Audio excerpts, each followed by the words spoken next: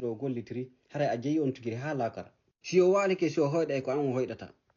fewɗo ni ko ñalande immital woni wonɗen e naati e duuɓi wulure immital ngal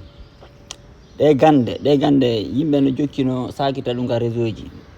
mais normalement ɗum wona fierté et puis normalement ha goɗɗo hanano sakitude ɗum par ce que déjà an sakitude ɗon ara rondike ko hulɓini oui par ce que si tawi ko ina andi goɗɗo ari e ma ɗon déjà ko goto tum ha ya jannata on tigui peut être ko a waɗnaymo tum mais haray ko goto tum sa andinay kadi kono sakitirta ɗe koye gandoy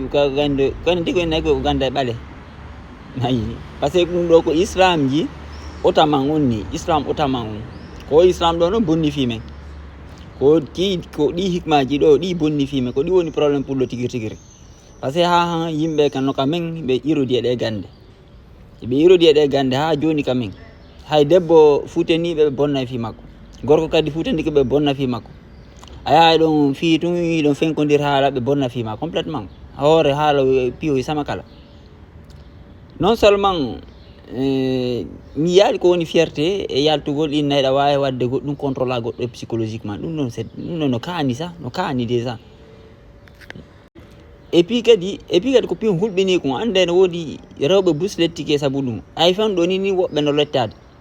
par ce que sa waɗi ɗum ɗo goɗɗo haray gurna makko ɗan no ɓiƴi o anda fi hon ɗum woɓɓe goo sakkitora feetugol par ce que neɗɗo a santay si tawi a wona e sago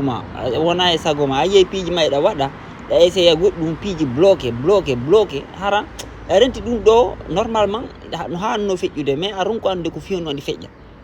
ɗum ɗo noon hina fi waɗoɓe nanggol debbo tuma nanggol gorko tunde hay mawɓe goo waɗay ɗum hoore ɓiɓɓe mum fiyo ɓiɗɗo maɓɓe on ɗofto ayiye min mi heeɓi gorejo noon haade ko goɗɗo paranniɗo tata huɗata hay fus ejata hay fus ɗoftata ko hay goto kono faldira o yaara marno hakkille ha feeti hakkille makko no weeli vrai kono ɓe yeeyi ɓe naadimo ɗon ɓe ha ɓe fiɓi mo hande no wawa tuwa ko ɓenta ko en français hen leguime ça veut dire que no jooɗi tun ɓe bonni fi makko complètement kono noon o jooɗike kono ina ɗum noon ɗaɓɓa quand même hiɗen soñjodi e ɗe gande ko ɗeɗo gande andi o waaɓiya ko diina ɓaale kono andi hunde fof wonta bonɗum à 100%. Côté positif mo ba wahabiya yagal addi ko sendugol e ɗum ɗo oui fira kala wahabiya ngal na islam en fait kono ko wahabiya on sendu e ɗum ɗo noon ko ɗum kan noon waɗi so tawi ɗe lette ko yiya ton hande yimɓe no lettude e rewɓe mum ronko famude e rewɓe mum rewɓe ronko famude e worɓe par ce que artay ça veut dire que Allah ɗanaki ko ɗum a yeeyi ɗo hande yimɓe no ukkondira e rewɓe ɓe soñjo ha feeta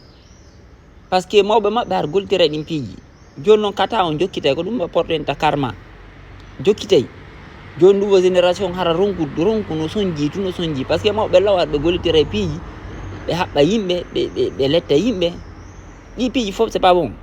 te ɗum ko ɓe ɓaleɓe ko gande ɓaale enen tigui ko ɗum yinte ko gande ɓaale ko ɓaale par ce que woni ko maninka woni ko bamana kamɓe ɓe irodi e ɗum vrai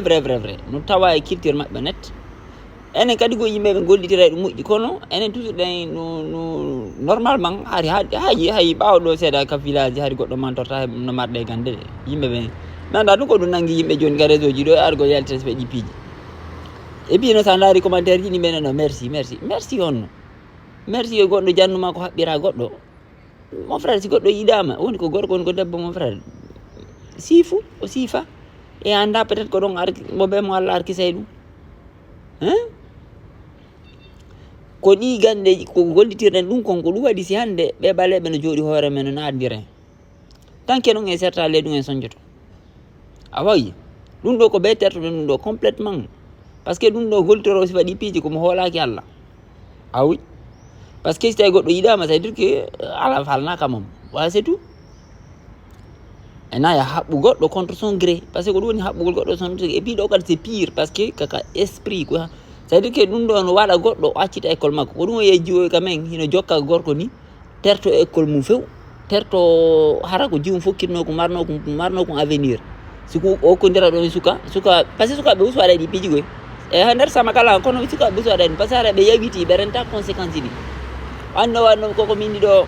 o andi no ko min do de balle do min ni expose gol yimbe vi rewbe ni ka réseau ji c'est pas bon no mari conséquence parce que ko jawa du nga yennugol fena ara kambe comme no it was ko blague amusement awa kamen yimbe busu habbi rewbe wobbe harabe jombu jombe habba mo tuwan hara junko hara ko wonno ko jangude correct wobbe ko hara ko keleyagal be habbira ko ni parce que be andi junko jabanta be sinado on ko dungo yeto jiwoy gon accita école mum sans radicalement accita école mum doga wonde fe yalta fatoyo accita yalta ka suudu be mum nen mum